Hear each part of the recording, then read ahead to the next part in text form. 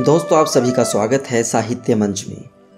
आज हम सुनने वाले हैं श्री शिव पूजन सहाय के द्वारा लिखित कहानी माता का अंचल। माता का अंचल कहानी मातृ प्रेम का एक अनूठा बेजोड़ उदाहरण है। माता का अंचल पाठ में बताया गया है कि एक नन्हे बच्चे को सारे जहां की खुशियां, संतुष्टि, सुरक्षा और शांति की अनुभूति केवल माँ के आंचल तले ही मिलती है। शिव पूजन सहाय के बचपन का नाम तारकेश्वर नाथ था, मगर घर में उन्हें भोलानाथ कहकर पुकारा जाता था। आज उनकी लिखी ये कहानी हम सुनते हैं।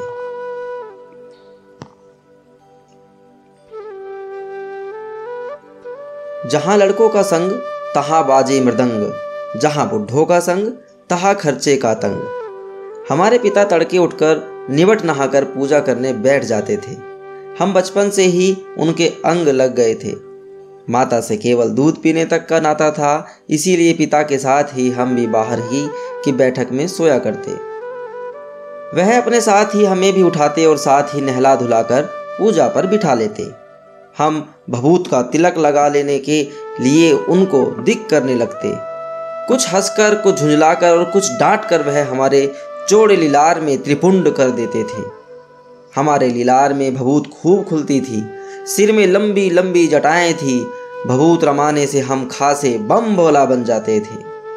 पिताजी हमें बड़े प्यार से भोलानाथ कहकर पुकारा करते, पर असल में हमारा नाम था तारकेश्वर नाथ। हम भी उनको बाबूजी कहकर पुकारा करते और माता को मैया। जब बाबूजी रामायण का पाठ करते तब हम उनकी बगल में बैठे बैठे आईने में अपना मुंह निहारा करते थे। जब वह अपनी ओर देखते तब हम कुछ लजाकर और मुस्कुराकर आईना नीचे रख देते थे। वह भी मुस्कुरा पड़ते थे। पूजा पाठ कर चुकने के बाद वह राम राम लिखने लगते। अपनी एक राम नामा बही पर 1000 राम नाम लिखकर वह उसे पाठ करने की पोथी के साथ बांधकर रख देते। फिर 500 बार कागज के छोटे छोटे टुकड़ों पर राम नाम लिखकर आटे की गोलियों में लपेटते और उन गोलियों को लेकर गंगा जी की ओर चल पड़ते थे। उस समय भी हम उनके कंधे पर विराजमान रहते थे। जब वह गंगा में एक एक आटे की गोलियां फेंककर मछलियों को खिलाने लगते तब भी हम उनके कंधे पर ही बैठे बैठे हंसा करते थे। जब वह मछलियों को चारा देकर घर की ओर लौटते तब बीच रास्ते में झुके हुए पेड़ों की डालों पर हमें बिठाकर झूला झुलाते थे। कभी कभी बाबूजी हमसे कुश्ती भी लड़ते। वह शिथिल होकर हमारे बल को बढ़ावा देते और हम उनको पछाड़ देते थे। यह उतान पड़ जाते और हम उनकी छाती पर चढ़ जाते थे। जब हम उनकी लंबी लंबी मूछें उखाड़ने लगते तब वह हंसते हंसते हमारे हाथों को मूछों से छुड़ाकर उन्हें चूम लेते थे। फिर जब हमसे खट्टा और मीठा चुम्मा मांगते तब हम बारी बारी कर अपना बायां और दाहिना गाल उनके मुंह की ओर फेर देते थे। बाएं का खट्टा चुम्मा लेकर जब वह दाहिने का मीठा चुम्मा लेने लगते तब अपनी दाढ़ी या मूछ हमारे कोमल गालों पर गढ़ा देते थे। हम झुंझलाकर फिर उनकी मूछें नोचने लगते थे। इस पर वह बनावटी रोना रोना लगते और हम अलग खड़े खड़े खिलखिलाकर हंसने लग जाते थे। उनके साथ हंसते हंसते जब हम घर आते तब उनके साथ ही हम भी चौके पर खाने बैठते थे। वह हमें अपने ही हाथ से फूल के एक कटोरे में गोरस और भात सान कर खिलाते थे। जब हम खाकर अफर जाते तब मैया थोड़ा और खिलाने के लिए हट करती थी। वह बाबूजी से कहने लगती, आप तो 4-4 दाने के कोर बच्चे के मुंह में देते जाते हैं। इससे वह थोड़ा खाने पर भी समझ लेता है कि हम बहुत खा गए। आप खिलाने का ढंग नहीं जानते बच्चे को, भर मुंह को और खिलाना चाहिए। जब खाएगा बड़े बड़े कोर तब पाएगा दुनिया में ठोर। देखिए मैं खिलाती हूँ। मर्द हुए क्या जाने कि बच्चों को कैसे खिलाना चाहिए और महतारी के हाथ से खाने पर बच्चों का पेट भी भरता है। यह कहकर वह थाली में दही भात शांति और अलग अलग तोता, मैना, कबूतर, हंस, मोर आदि के बनावटी नाम से कोर बनाकर यह कहते हुए खिला जाती कि जल्दी खा लो नहीं तो उड़ जाएंगे। पर हम उन्हें इतनी जल्दी उड़ा जाते थे कि उड़ने का मौका ही नहीं मिलता था। जब हम सब बनावटी चिड़ियों को चट कर जाते थे तब बाबूजी कहने लगते, अच्छा अब तुम राजा हो, जाओ खेलो। बस हम उठकर उछलने कूदने लगते थे। फिर रस्सी में बंधा हुआ काठ का घोड़ा लेकर नंग धड़ंग बाहर गली में निकल जाते थे। जब कभी मैया हमें अचानक पकड़ पाती तब हमारे लाख छटपटाने पर भी एक चुल्लू कड़वा तेल हमारे सिर पर डाल ही देती थी। हम रोने लगते और बाबूजी उस पर बिगड़ खड़े होते, पर वह हमारे सिर में तेल पोत कर हमें उबट कर ही छोड़ती थी। फिर हमारी नाभि और लिलार में काजल की बिंदी लगाकर चोटी गूंथती और उसमें फूलदार लट्टू बांधकर रंगीन कुर्ता टोपी पहना देती थी। हम खासे कन्हैया बनकर बाबूजी की गोद में सिसकते सिसकते बाहर आ जाते थे। बाहर आते ही हमारी बाट जोहने वाला बालकों का एक झुंड मिल जाता था। हम उन खेल के साथियों को देखते ही सिसकना भूलकर बाबूजी की गोद से उतर पड़ते और अपने हमजोलियों के दल में मिलकर तमाशे करने लग जाते थे। तमाशे भी ऐसे वैसे नहीं, तरह तरह के नाटक। चबूतरे का एक कोना ही नाटक घर बनता था। बाबूजी जिस छोटी चौकी पर बैठकर नहाते थे वही रंगमंच बनती। उसी पर सरकंडे के खंभों पर कागज का चंदोआ तान कर मिठाइयों की दुकान लगाई जाती। उसमें चिलम के खोंचे पर कपड़े के थालों में ढेले के लड्डू, पत्तों की पूरी, कचौरियाँ, गीली मिट्टी की जलेबियाँ, फूटे घड़े के टुकड़ों के बताशे आदि मिठाइयाँ सजाई जाती। ठीकरों के बटखरे और जस्ते के छोटे छोटे टुकड़े के पैसे बनते। हम लोग खरीदार और हम ही लोग दुकानदार। बाबूजी भी 2-4 गोरखपुरी पैसे खरीद लेते थे। थोड़ी देर में मिठाई की दुकान बढ़ाकर हम लोग घरौंदा बनाते थे। धूल की मेड़ दीवार बनती और तिनकों का छप्पर, दातून के खंबे, दिया सलाई की पेटियों के किवाड़, घड़े के मुहड़े की चूल्हा चक्की, दिए की कढ़ाई और बाबूजी की पूजा वाली आचमनी कलछी बनती थी। पानी के घी, धूल के पिसान और बालू की चीनी से हम लोग ज्योनार तैयार करते थे। हम ही लोग ज्योनार करते और हम ही लोग ही ज्योनार बैठती थी। जब पंगत बैठ जाती थी तब बाबूजी भी धीरे से आकर पात के अंत में जीमने के लिए बैठ जाते थे। उनको बैठे देखते ही हम लोग हंसकर और घरौंदा बिगाड़ कर भाग चलते थे। वह भी हंसते हंसते लोटपोट हो जाते और कहने लगते, फिर कब भोज होगा भोलानाथ। कभी कभी हम लोग बारात का भी जुलूस निकालते थे। कनस्तर का तंबूरा बजता, अमोले को घिसकर शहनाई बनाई जाती, टूटी चूहेदाने की पालकी बनती। हम समधी बनकर बकरे पर चढ़ कर लेते और चबूतरे के एक कोने से चलकर बारात दूसरे कोने में जाकर दरवाजे लगती थी।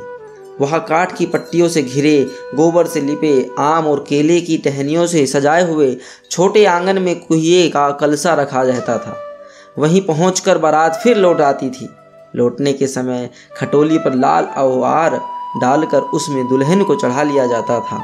लौट आने पर बाबूजी ज्यों ही ओहार उघार कर दुल्हन का मुख निखरने लगते, त्यों ही हम लोग हंसकर भाग जाते। थोड़ी देर बाद फिर लड़कों की मंडली जुट जाती थी। इकट्ठा होते ही राय जमती कि खेती की जाए। बस चबूतरे के छोर पर घिरनी गड़ जाती और उसके नीचे की गली कुआं बन जाती थी। मूंज की बटी हुई पतली रस्सी में एक चुक्कड़ बांध गराड़ी पर चढ़ाकर लटका दिया जाता और 2 लड़के बैल बनकर मोट खींचने लग जाते। चबूतरा खेत बनता। कंकड़, बीज और ठेंगा, हल, जुआठा बड़ी मेहनत से खेत जोते बोए और पटाए जाते। फसल तैयार होते ही देर न लगती और हम हाथों हाथ फसल काट लेते थे।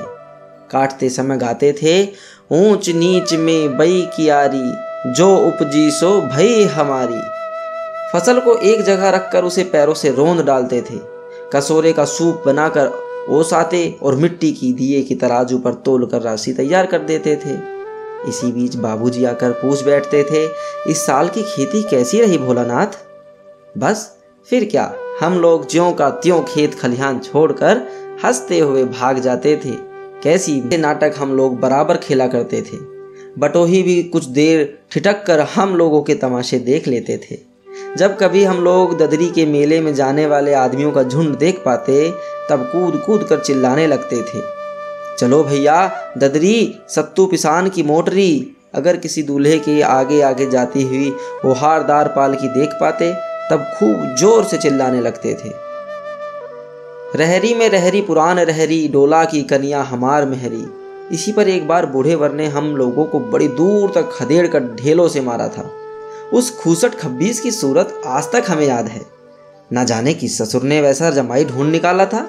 वैसा घोड़ मुँहा आदमी हमने कभी नहीं देखा। आम की फसल में कभी कभी खूब आंधी आती है। आंधी के कुछ दूर निकल जाने पर हम लोग बाग की ओर दौड़ पड़ते थे। वहां चुन चुन कर घुले घुले गोपी आम चबाते थे। एक दिन की बात है, आंधी आई और पट पड़ गई। आकाश काले बादलों से ढक गया। मेघ गरजने लगे, बिजली कौंधने और ठंडी हवा सनसनाने लगी। पेड़ झूमने और जमीन चूमने लगे। हम लोग चिल्ला उठे, एक पैसा की लाई, बाजार में छितराई, बरखा उधरे बिलाई। लेकिन बरखा न रुकी और भी मूसलाधार पानी होने लगा। हम लोग पेड़ों की जड़ से धड़ से सट गए, जैसे कुत्ते के कान में अठई चिपक जाती है, मगर बरखा जमी नहीं गई, थम गई। बरखा बंद होते ही बाग में बहुत से बिच्छू नजर आए। हम लोग डर कर भाग चले। हम लोगों में बैजू बड़ा ढीठ था। संयोग की बात, बीच में मसून तिवारी मिल गए। बेचारे बूढ़े आदमी को सूझता कम था। बैजू उनको चिढ़ाकर बोला, बुढ़वा बेईमान, मांगे करेले का चोखा। हम लोगों ने भी बैजू के सुर में सुर मिलाकर यही चिल्लाना शुरू किया। मसून तिवारी ने बेतहाशा खदेड़ा। हम लोग तो बस अपने अपने घर की ओर आंधी हो चले। जब हम लोग न मिल सके तब तिवारी जी सीधे पाठशाला में चले गए। वहां से हमको और बैजू को पकड़ लाने के लिए 4 लड़के गिरफ्तारी वारंट लेकर छूटे। इधर ज्यों ही हम लोग घर पहुंचे, त्यों ही गुरुजी के सिपाही हम लोगों पर टूट पड़े।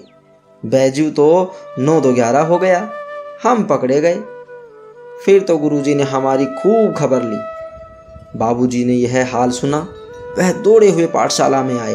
गोद में उठाकर हमें पुचकारने और फुसलाने लगे, पर हम दुलारने से चुप होने वाले लड़के नहीं थे। रोते रोते उनका कंधा आंसुओं से तर कर दिया। वह गुरुजी की चिरोरी करके हमें घर ले चले। रास्ते में फिर हमारे साथी लड़कों का झुंड मिला।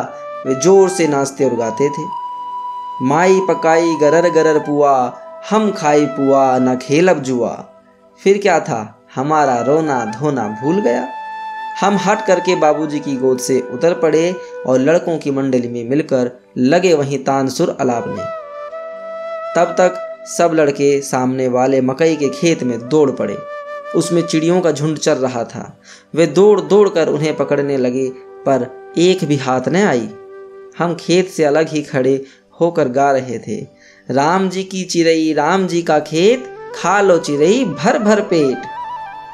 हमसे कुछ दूर बाबा जी और हमारे गांव के कई आदमी खड़े होकर तमाशा देख रहे थे और यही कहकर हंसते थे कि चिड़िया की जान जाए लड़कों का खिलौना। सचमुच लड़के और बंदर पराई पीर नहीं समझते। एक टीले पर जाकर हम लोग चूहों के बिल से पानी उलीचने लगे। नीचे से ऊपर पानी फेंकना था। हम सब थक गए। तब तक गणेश जी के चूहे की रक्षा के लिए शिव जी का सांप निकल आया। रोते चिल्लाते हम लोग बेतहाशा भाग चले। कोई औंधा गिरा, कोई अंटाचित, किसी का सिर फूटा, किसी के दांत टूटे। सभी गिरते पड़ते भागे। हमारी सारी देह लहू लुहान हो गई। पैरों के तलवे कांटों से छलनी हो गए। हम एक सुर से दौड़े हुए आए और घर में घुस गए। उस समय बाबूजी बैठक के ओसारे में बैठकर हुक्का गुड़गुड़ा रहे थे। उन्होंने हमें बहुत पुकारा, पर उनकी अनसुनी करके हम दौड़ते हुए मैया के पास ही चले गए। जाकर उसी की गोद में शरण ली। मैया चावल अमनिया कर रही थी। हम उसी के आंचल में छिप गए। हमें डर से कांपते देखकर वह जोर से रो पड़ी और सब काम छोड़ बैठी। अधीर होकर हमारे भय का कारण पूछने लगी। कभी हमें अंग भर कर दबाती और कभी हमारे अंगों को अपने आंचल से पहुंचकर हमें चूम लेती। बड़े संकट में पड़ गई। झटपट हल्दी पीसकर हमारे घावों पर थोपी गई। घर में कोहराम मच गया। हम केवल धीमे सुर से सा सा सा कहते हुए मैया के आंचल में लुक चले जाते थे। सारा शरीर थर थर कांप रहा था। रोंगटे खड़े हो गए थे। हम आंखें खोलना चाहते थे पर खुलती न थी। हमारे कांपते हुए होठों को मैया बार बार निहार कर रोती और बड़े लाड से हमें गले लगा लेती थी। इसी समय बाबूजी दौड़े आए। आकर झट हमें मैया की गोद से अपनी गोद में लेने लगे, पर हमने मैया के आंचल की प्रेम और शांति के चंदोवे की छाया न छोड़ी। बस इतनी सी है ये कहानी।